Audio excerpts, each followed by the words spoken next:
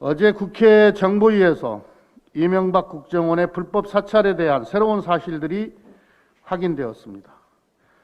MB 국정원에서 생산된 사찰 보고서가 민정수석실과 정무수석실, 국무총리실로 배포된 흔적이 발견됐고 박근혜 정부 시절 생산한 사찰 내용도 담겨 있는 것으로 드러났습니다. 또한 사찰 보고서에는 적절치 못한 내용이 많이 포함되어 있었다고 언론은 보도하고 있습니다.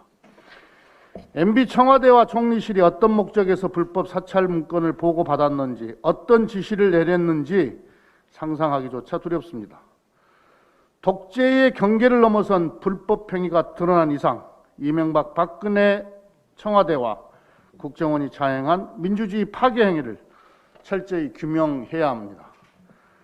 사찰 문건의 배포처로 확인된 만큼 박형준 당시 정무수석을 비롯한 관련자들은 보고받은 사찰 문서의 내용과 목적, 역할에 대해 분명하게 소명할 것을 요구합니다.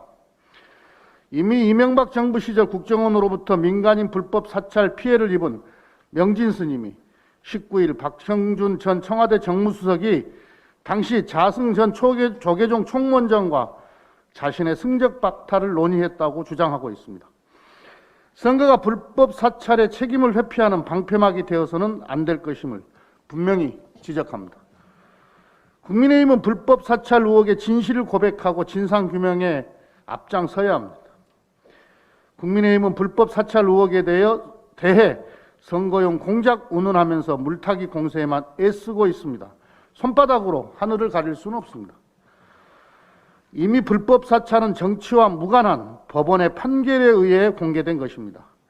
이미 지난번 정보위에서 확인된 사실을 비롯 개별적으로 요구해 공개된 사찰의 몇몇만 살펴봐도 그 내용의 심각성을 확인할 수가 있습니다.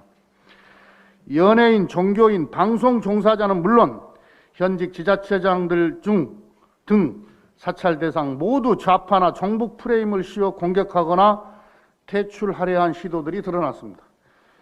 또한 이를 위해 행정부처와 여론 동원 방안까지 담긴 문건 등은 이명박 정부가 민주주의를 훼손하고 파괴하려 한 증거가 적나라하게 담겨 있는 것입니다. 이것들은 이명박 청와대가 벌인 범죄 가운데 빙산의 일각에 불과하며 얼마나 더 심각한 내용이 드러날지 지금으로서는 미지수입니다.